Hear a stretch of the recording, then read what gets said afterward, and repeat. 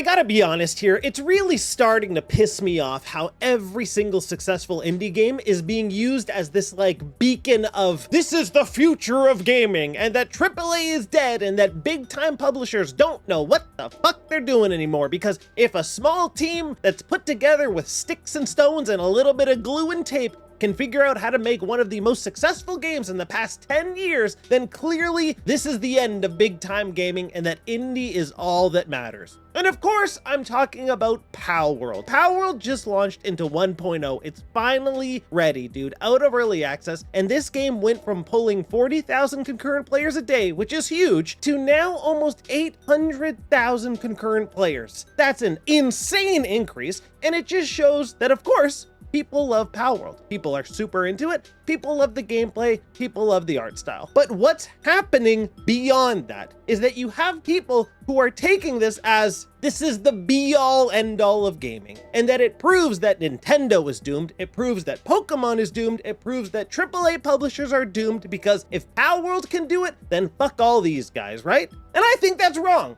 I think personally, that's bullshit. I think that everybody can coexist in the exact same space. And what really matters at the end of the day, the only thing that matters, in fact, is that if you make a good game, people will play it. Because Palworld, at the end of the day, is not an excellent game. It's not an amazing game. It's not one of the best games ever. It is a good game and it is a fun game. And by adapting the art style and design of Pokemon, which of course people will not like that. In fact, I recently had it in with some people on Twitter about that, because Legendary Drops posted a thing saying, some on the internet are accusing Pocket Pair of not only plagiarism, but theft of assets. Yet none of them can be bothered to follow the actual court case, where Nintendo, with one of the best legal teams in the industry, started a suit that has resulted in nothing. To which I responded, they're not one-for-one rips, but I think anyone with eyes can look at literally any of the designs in Palworld and say they are heavily inspired by Pokemon designs, and people didn't really like that, basically claiming that Pokemon stole from Dragon Quest. So, you didn't say Pokemon stole, so how come you're saying Palworld's stealing?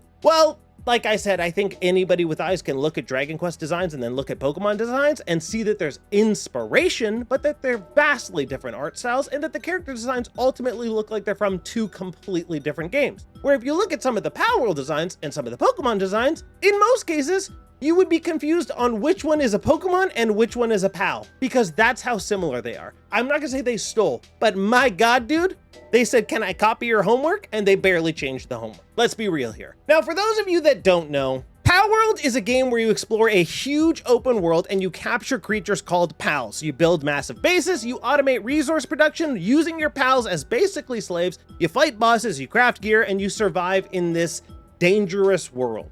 Just imagine essentially if you took Pokemon, you took a survival game, you meshed them together, and there you go, you got yourself gold. And people are now saying that this is the end of Pokemon, that Palworld proved that if you just make a game that has similar art style, then Pokemon is done for, dude. They don't have any chance.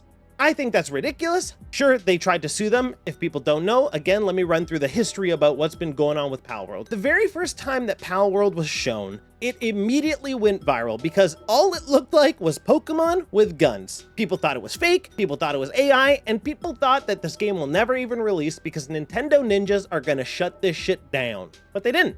They tried, but it didn't work. Then, of course, one of the biggest controversies came from the creature designs. Many of the pals look extremely similar to Pokemon, some being almost one-for-one ripoffs with like a palette swap, which, I mean, come on, man, just look at it, just use your eyes. Like, you can't look at it and say like, oh no, they're so different. Come on, come on. People also claimed that there was AI accusations and that even people at Naughty Dog, a former Naughty Dog developer, said like this game is made nefariously and that there's AI behind it and that like there's something wrong here. I can't prove it, but there's something wrong, which is a little bit strange. Which also in the lead up to the game and at the launch of the game, there were tons of people who were absolutely against it. Tons of people in games media who were 100% against this game, saying that it's garbage, it doesn't have quality, it's a ripoff. So everybody was against it, essentially. And then it launched, and instead of failing, it had millions of copies sold, broke insane Steam records, and still holds the record for the #3 spot in most concurrent players on Steam ever. It had insane Game Pass success, and it got huge numbers on Twitch and YouTube. But of course, this kind of success is gonna draw attention. And who did it draw attention from? Nintendo. Nintendo and the Pokemon Company basically said that they're not going to stand for this kind of shit because they don't want this game infringing on their property. And while Nintendo didn't act immediately, they quietly built up a case and opted to go after Palworld's creature capturing mechanics. Basically where you throw an orb that captures the Pal, which is very, very similar to when you throw a Pokeball at a Pokemon in Pokemon to capture. So Nintendo claimed that they're infringing on our patents, that you guys are stealing our ideas, you guys are stealing our property, and we're not going to stand for it. And now, years later, what's come of that is basically that Nintendo may only win $30,000 payout in Pokemon legal battle with Palworld developer Pocket Pair, because apparently it's not serious and they couldn't really prove anything, and every single time they tried to file these patents, there was just a lot of maneuvering around it, and there was a lot of basically like ill intent almost. But I mean, at the same time, Nintendo's just trying to protect who they are. They're trying to protect Pokemon, and let's be real, dude. For example, actually, every time like somebody posts a really bad AI, like the White House or something, somebody comments being like, hey, Pepsi, why is this like, this is confusing me with the brand. I'm no longer gonna purchase this, as like a joke. But that's basically what they're doing. They don't want people to get confused between Palworld and Pokemon. And when there are so many similarities, which there are, use your eyes. I'm not saying that they're thieves. I'm not saying that the game deserves to die. Chill out, but use your eyes. They are very similar in a lot of ways, visually. Not gameplay-wise, but I mean, a little bit gameplay-wise, but not entirely. But visually, come on. But it didn't matter. Realistically, it didn't matter because at the end of the day, Palworld is a fun game, and especially a fun game and a fun time that you can have with your friends. And what it really proves, not that indie games are better than AAA games, not that the future of AAA is over, not that Palworld is the be-all end-all of Pokemon. What it proves is that people want more from Pokemon. That people are sick of the same old formula of Pokemon. People are sick of Pokemon giving us the absolute minimum and being rewarded for it. Pokemon is one of the biggest franchises in the entire world, if not the biggest franchise in the entire world. They have sold millions upon millions of copies, made billions upon billions of dollars, and yet they give us games that they produce for less money than Palworld spent on making Palworld, dude. They give us less quality. They give us less good graphics. They give us a game that runs worse. They give us a game that's smaller. They give us a game with barely any new mechanics. And then they expect you to pay $100 for it. Meanwhile, Palworld has been $30 Canadian this entire time. And now that it's released in 1.0, they didn't even raise the price. They said, we're just going to keep it the exact same because that's what we want to do for you guys for supporting us. And what does Pokemon do instead? Oh, we're releasing a game with shitty graphics from basically PS2 era, and we're charging you $100 for it. So I understand why people want Palworld to succeed, and I understand why people